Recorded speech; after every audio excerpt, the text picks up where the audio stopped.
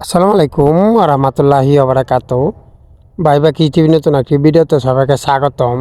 আলহামদুলিল্লাহ, আমাদের 3 বিঘা জমিতে হলুদ রোপণ করে ফেললাম। কীভাবে রোপণ করলাম এবং কত কেজি বীজ লাগছে 3 বিঘা জমিতে আজকে আপনাদেরকে দেখানোর চেষ্টা করবো। আপনারা সম্পূর্ণ ভিডিওটি না টেনে দেখতে থাকেন। এই জমিতে প্রথমে গোবর দেওয়ার পরে 2টা সাজ দেওয়া হয়েছিল।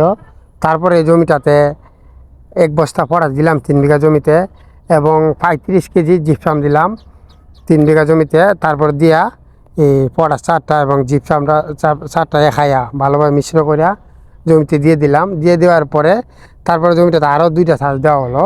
2টা সাজ দিয়ে ভালোভাবে সাজ দেওয়া হলো। সর্বমোট এই জমিটাতে 4টা সাজ দেওয়া হলো। 4 সাজ দেওয়ার পরে জমিটা মাশাআল্লাহ অনেক সুন্দর হয়েছে, অনেক সুন্দর আজ হয়েছে। জমিটা অনেক সুন্দর দেখা যাচ্ছিল। তারপরে এর পরের দিন আমরা হলুদ রোপণ করতে আসলাম। আসলে এই জমিটা মূলত আমি একা করি না, আমরা দুইজনে, আমি এবং টিপু ভাই শেয়ারে এই মূলত এই 3 বিঘা জমিতে হলুদ চাষ করা। আসলে আমাদের বিভিন্ন কাজ, প্রচুর পরিমাণে কাজ, গরুর কাজ করা লাগে, দোকানে যাওয়া লাগে, তারপরে অন্য অন্য আরও কৃষি আছে। তাই টিপু ভাইয়ের সাথে রাখা। টিপু ভাই আসতে চাচ্ছিল না সাথে, কারণ টিপু ভাই প্রায় 15 বিঘা জমিতে উনি সবজি চাষ করে। 15 বিঘা জমিতে উনি আমাদের এলাকায় বর্তমানে সবচেয়ে বেশি সবজি চাষ করে টিপু ভাই।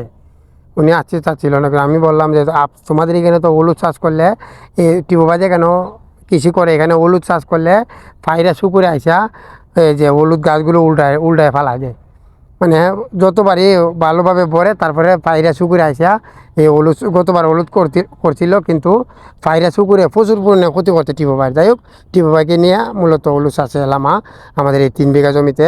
আমাদের 3 বিঘা জমিতে সর্বমোট বীজ লাগছে 12 মণ। 3 বিঘা জমিতে হলুদের বীজ লাগছে 12 মণ। আর আমরা সর্বমোট আমরা রোপণ করছি, আমি ছিলাম, সাথে আমাদের লতিফ নানা আর আমি একজন লোক নিচ্ছি, আমরা 3জন। আর টিপু ভাই বাইরে যাবল, তারপরে আর একজন লোক নিতে টিপু ভাই। 6জন আমরা পুরুষ এবং 5জন মহিলা আনছি, সর্বমোট 11 জন। আর হইল গিয়া আমাদের 1 বিঘা জমি রোপণ করার পর আমার বড় ভাইকে ফোন দিয়ে নিয়ে আমরা যাতে তাড়াতাড়ি শেষ করে ফেলতারি। তারপরে আমরা আল্লাহর রহমতে দুপুরের আগে জমিটাতে রোপণ করে শেষ করে ফেললাম হলুদ।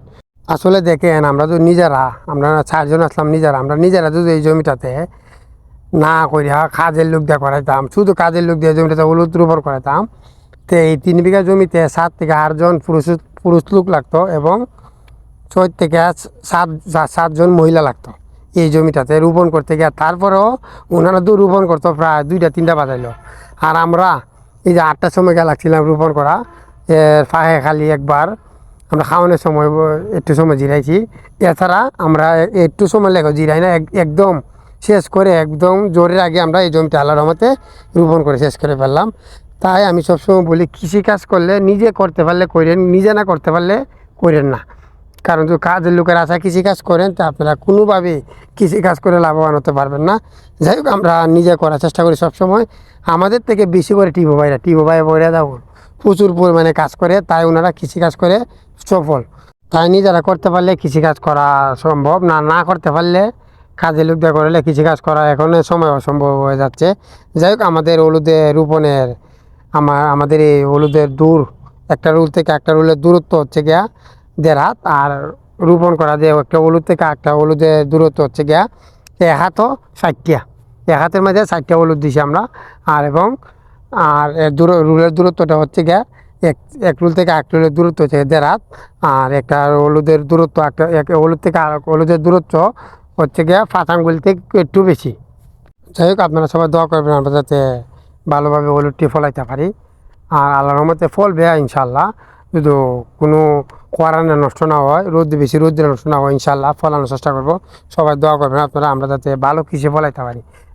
আমরা ভালো কৃষি ফলাইতে পারলে আপনার জন্য ভালো।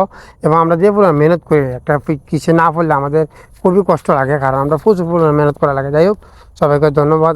আমার ভিডিওটি দেখার জন্য। আসসালামু আলাইকুম রহমতুল্লাহি ওয়া বারাকাতুহু।